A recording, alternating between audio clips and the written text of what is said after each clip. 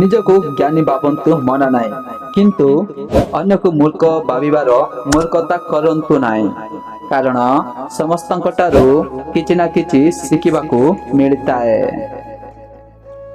ପ୍ରେମ କର, ସାରା ଜୀବନ କର, ବାସ୍ ଆଶା ରଖ ନାହିଁ। କାରଣ କଷ୍ଟ ପ୍ରେମ ଦେଇନଥାଏ, କଷ୍ଟ ଆଶା ଦେଇଥାଏ। ଯେଉଁ ରାସ୍ତାରେ ଆପଣ ଏକୁଟିଆ ରହିଯାଉଛନ୍ତି, ତେବେ ବୁଝି ନିଅନ୍ତୁ ଆପଣ ସଠିକ ରାସ୍ତାରେ ଚାଲୁଛନ୍ତି। କାହିଁକି ନା ସତ୍ୟତାର ରାସ୍ତାରେ କେହି ସାଥିରେ ନଥାନ୍ତି। ଭଲ ଲୋକଙ୍କୁ ଭୁଲ ବୁଝିଥିବା ମଣିଷ ଭବିଷ୍ୟତରେ ବହୁତ ପସ୍ତାଏ। ଯେତେବେଳେ ଠିକ ବୁଝିବା ଆରମ୍ଭ କରେ, ସେତେବେଳେ ସବୁ ସରିଯାଇଥାଏ।